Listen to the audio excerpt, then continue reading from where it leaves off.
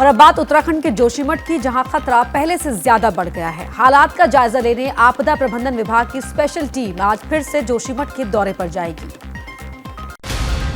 देहरादून से जोशीमठ जाने वाली टीम में आपदा विभाग के अपर सचिव, जियोलॉजिस्ट और केंद्र सरकार के अधिकारी शामिल होंगे। इस बीच चिंता की बात यह है कि जोशीमठ में दरार का दायरा बढ़ता जा रहा है। शुक्रवार को 707 घरों में दरार थी, जिनकी संख्या शनिवार को बढ़कर 782 हो गई। इसी तरह असुरक्षित भवन की संख्या में भी एक घर का इजाफा हुआ है। शुक्रवार तक विस्थापित परिवारों की संख्या 185 थी, जो बढ़कर 223 हो गई है। जोशीमठ में जो स्थिति है उसमें भवनों की संख्या, जिसमें सर्वे चल रहा था उसमें संख्या 782 हो गई है भवनों जिसमें दरारों का सर्वे हुआ है।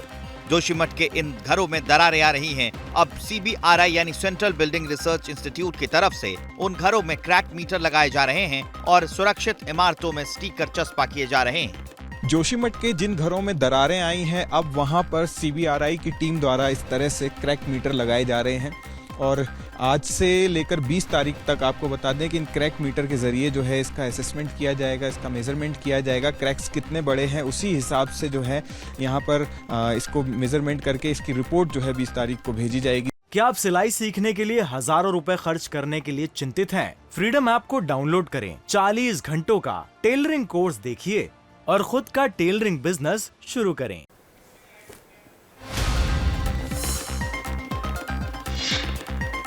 राष्ट्रीय आपदा प्रबंधन प्राधिकरण यानी NDMA और उत्तराखंड सरकार ने जोशीमठ आपदा में जुटी एजेंसियों पर मीडिया से बातचीत करने पर रोक लगा दी है और इस पर अब कांग्रेस भड़क गई है।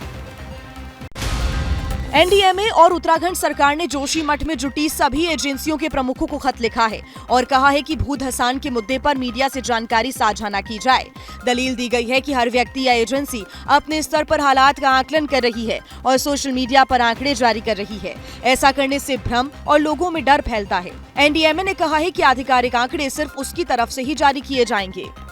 इस बीच जोशीमठ में NTPC के खिलाफ विरोध प्रदर्शन बढ़ गया है। लोगों ने अपनी दुकानों और घरों के बाहर NTPC गो बैक के पोस्टर चस्पा कर दिए हैं। यहाँ पर इस तरीके से NTPC गो बैक के ये पोस्टर जो है चस्पा कर दिए गए हैं। जोशीमठ से बचना चाहिए, चाहे NTPC बंद करे, चाहे ऑल वेदर का काम बंद करे। पूरी स्थानीय जनता इस त्रासदी से लड़ रही है। लोगों की नाराजगी और ना बढ़ जाए, इसलिए अधिकारी जमीनी हकीकत का जायजा ले रहे हैं। शनिवार को गढ़वाल आयुक्त सुशील कुमार ने राहत शिविरों का निरीक्षण किया।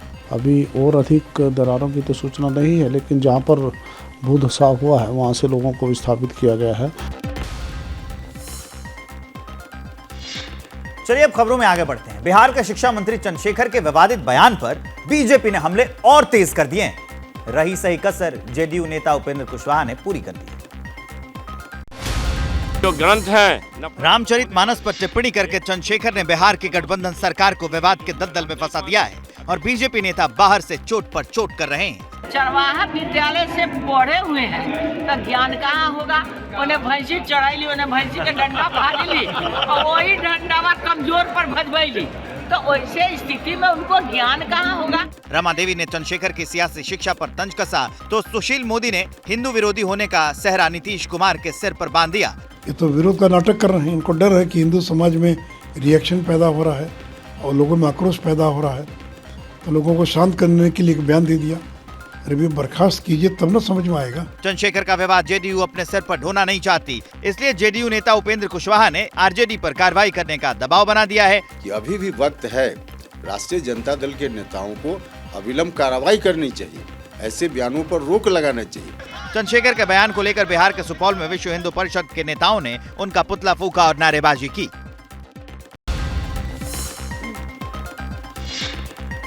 रामचरितमानस विवाद के बीच JDU दफ्तर के बाहर समर्थकों ने नया पोस्टर टांग दिया है।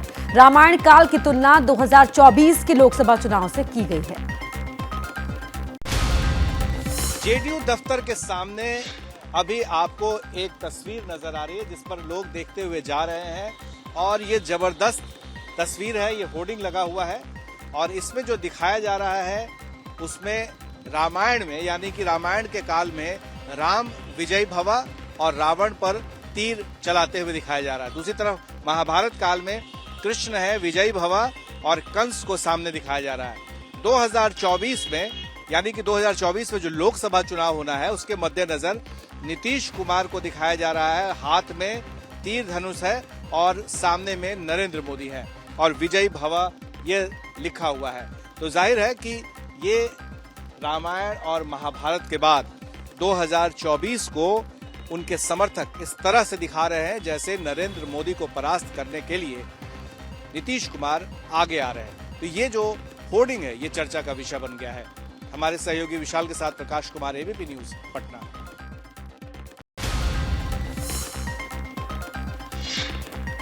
बात विवादित पोस्टर की हो रही है तो आपको बता दें कि विवादित पोस्टर महागठबंधन के समर्थकों ने आरजेडी दफ्तर के बाहर भी लगाया है।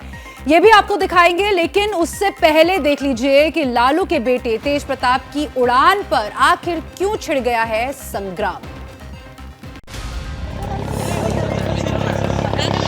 आसमान से हेलीकॉप्टर आया। हेलीकॉप्टर से बिहार के वन पर्यावरण मंत्री तेज प्रताप यादव निकले। एक कार्यक्रम में गए, कार्यक्रम खत्म हो पाता उससे पहले ही विवाद हो गया।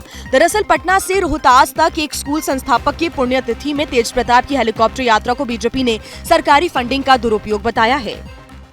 अब तो राज्य के संसाधनों का दुरुपयोग आपके आरजेडी कोटे के मंत्री कर रहे हैं। बिहार के वन पर्यावरण मंत्री अपने निजी कार्यक्रमों के लिए बिहार सरकार के सरकारी हेलीकॉप्टर का उपयोग करते हैं। हेलीकॉप्टर के अलावा बिहार में एक पोस्टर की वजह से भी बीजेपी और महागठबंधन में रार ढन गई है।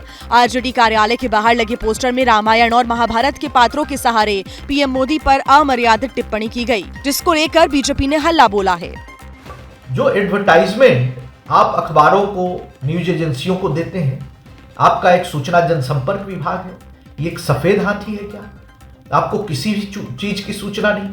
क्या आप सिलाई सीखने के लिए हजारों रुपए खर्च करने के लिए चिंतित हैं? फ्रीडम ऐप को डाउनलोड करें, 40 घंटों का टेलरिंग कोर्स देखिए और खुद का टेलरिंग बिजनेस शुरू करें।